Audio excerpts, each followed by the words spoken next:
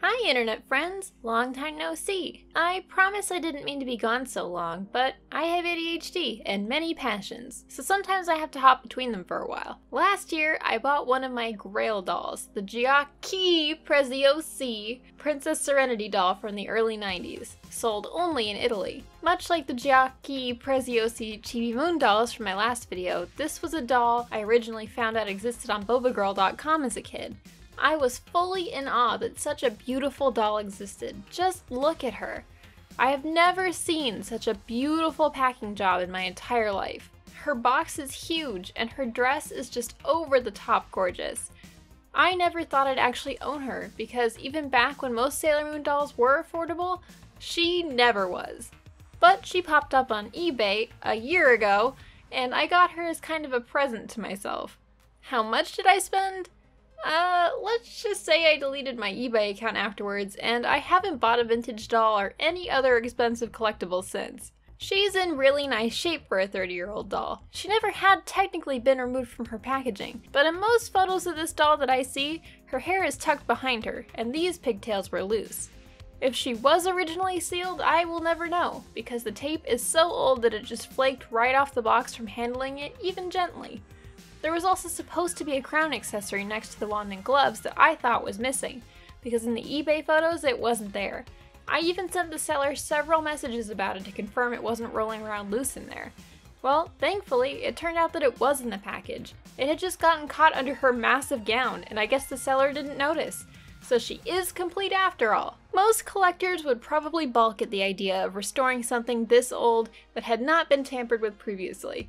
But I don't ever plan on reselling her. She's mine until I die, and I like to clean things up and make them look pretty. I also think the fun of owning dolls in the first place is that you get to carry out your will on these little people and do whatever your heart desires. So I had to plan to restore her. Her hair was still in good shape, but it had gotten really wild on one side from being loose in this box for a few decades, and the elastic strap that held her dress up had dissolved into goop around her neck. Her dress and box were also quite dusty, and she could just use a general cleaning up. So nothing extreme needed to be done, but she could use some sprucing up. The thing was though that the main appeal of her as a display piece is the way this gorgeous dress is sewn into the backing, and I wanted to somehow keep it that way while still cleaning everything up. So I had to get her out of the dress without removing the dress from the box somehow. Looking at the back, there were two wire ties holding her to the backing, one around her ankles and one around her waist. I carefully removed both and slid them out from under her dress. As I was doing this, I discovered she does have shoes. Originally they were tied to her ankles inside small plastic bags with elastics, which had rotted away. So I gently wiped the elastic debris out from under her dress too.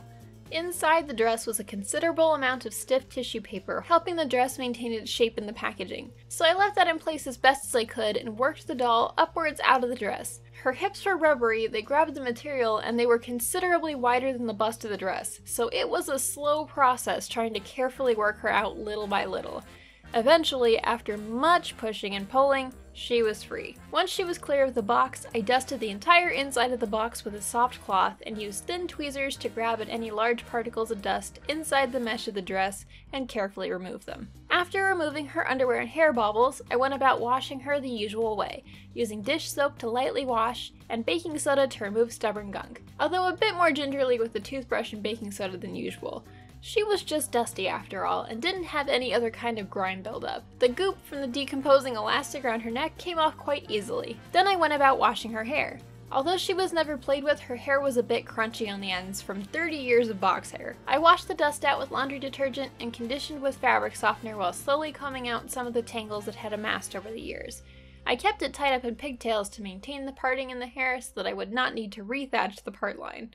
I will mention, since there is a bit of misinformation about fabric softener out there, the way it works is that it coats laundry, or in this case doll hair, with cationic compounds that make the fibers stand up a little straighter by essentially lubricating them, making them feel softer and less staticky and easier to iron, or in my case, straighten by boil washing.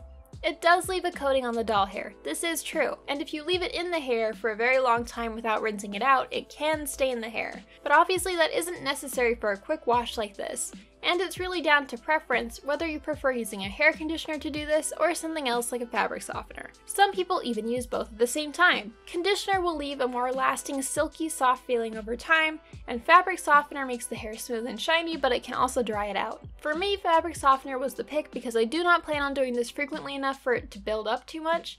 This doll is going back into her box for years and years after this, and hair conditioners use oil as their method of lubrication, and oil left sitting over time can go rancid or leak into the cardboard behind her and damage the box. Dry hair isn't an issue for me here. It's actually a positive because I absolutely don't want any moisture inside this box. I do sometimes use human hair conditioner on dolls with more tangles that are displayed loose though, since conditioner does a much better job of working through tangles. There is an urban legend that fabric softener can eat through fabrics and clothes, but what it's actually doing is just building up a coating that makes things like towels less absorbent, which is why you don't want to use it on towels or gym clothes or luxury sweaters, because for those types of items it can discolor or ruin their absorbency. Using it once on this doll's hair and rinsing it all out is not going to damage her though. She's not a sports bra and isn't designed to wick moisture, so she'll be just fine. Now, even with all of this being said, when I was researching this for the video, I found out that fabric softener is actually made of animal fats and is really bad for the environment. And since it's a totally unnecessary product, I'm going to stop buying it. And for future projects, I'm probably just going to get some wig shampoo and conditioner because that seems like the ideal solution. To just get products designed specifically for synthetic hair and put this whole debate to rest. So in conclusion, fabric softener is bad, just not for the reasons you probably thought it was. And once I use up the amount I have, I will not be buying more of it. Anyway, the easiest way to get the crunchiness out of doll hair, when all is said and done, is to boil some water and let it soften the plastic fibers. So I set her bangs in a pipe cleaner curler to help them maintain their shape, boiled some water in my kettle, and gave her a couple quick 30-second dunks in the water, combing her hair downwards in between each session to straighten it out. Nylon hair like this is tough and can handle the heat, but I have since learned that some grades of nylon are much more fragile, so I'm glad that this type seems to handle boiling well. Then I set the hair with cold water from the tap just to make sure all the product was rinsed out and that the hair fibers cooled down and were less malleable. As you could tell, her pigtails were a bit messy after all this, so I took the opportunity to restyle them and make them neat and beautiful again before I moved on to the next step, curling. Now this doll originally had large voluminous ringlets in her pigtails, so in an attempt to recreate them, I first attempted once again to use my foam rollers that were about the circumference I wanted her ringlets to be, this time using toilet paper as an end paper to keep the curls neat. Then with the help of my husband, we submerged the pigtails in more boiling water for a few minute-long intervals and set the curl with cold water once again. Now, unfortunately, I apparently never learn, and as we saw in my previous doll videos, these foam rollers just absorb water and never dry out, which means that the curls never really get to set. So this attempt resulted in curls that looked nice at first, but ended up being more wavy than ringlety like I wanted. And of course, I screwed up, and both curls were going the same direction instead of opposite directions. So it was time to reboil and try again. This time I remembered I would need to get her hair baubles back on her head at some point. So to save myself from ruining the curls again when I did eventually get them right, I put them on her pigtails before going back in with another round of boiling water to straighten out the waves I had created. Finally remembering that I had solved this problem once in the past already, I went to try the curling method that actually works, pipe cleaners. I sat down and once again using toilet paper as end papers, I created curlers by cutting the pipe cleaners in half, twisting the ends of the pipe cleaners into a loop, pulling the flat middle part down the hair to the very ends and then twisting the other end to tighten. Then I just rolled the hair up, around the pipe cleaner and secured them in place by locking the two ends together. If this verbal description isn't clear, there will be a link to the Tumblr post down below where I learned this technique. Then once her hair was in place, we repeated once again the step of boiling the hair to set the style and locking it in with cold water. She sat for a day or so to fully dry. And this time, instead of taking her curlers out, I decided to leave them in, so that when I went to go secure her back into her dress, I could prevent her hair from moving around too much and the curls from getting ruined. I put her underwear and shoes back on and secured the plastic bags that her shoes were in to her ankles using new elastics. Then my plan was to carefully put the wires that go around the ankles and waist back into the box and dress first, and then slide her through them from the top down. The dress was still sewn to the box and kept closed at the bottom, so there wasn't much room for my hands to maneuver. Well, this strategy kind of worked. It worked pretty well for her feet, but of course getting her hips back into the dress from the too small bust was as difficult as it was getting her out the first time, and all that wiggling caused the waist wire to slide down in the dress, kind of settling around her thighs rather than her waist. Because her dress is sewn into the box at the bottom, I couldn't really get my hand up there to put the wire back where it was supposed to go and feed it through the holes in the back of the box again. It took a very long time and much careful pulling and pushing, but she did eventually go all the way back into her dress. Due to the waist wire not maintaining its position, she's leaning forward slightly more than she was originally, but it's barely noticeable, and neither the box nor the dress were damaged. But hey, if you're following along at home somehow, do pretty much anything in this video at your own risk. There are no guarantees that nothing will break if you attempt this. At least in my case, the dress being sewn so securely to the box holds her in place regardless, the wires just give more support. And now for the moment of truth. It was time to see how her final curls had turned out. I carefully freed them from their pipe cleaners and cracked off the shell of dried toilet paper.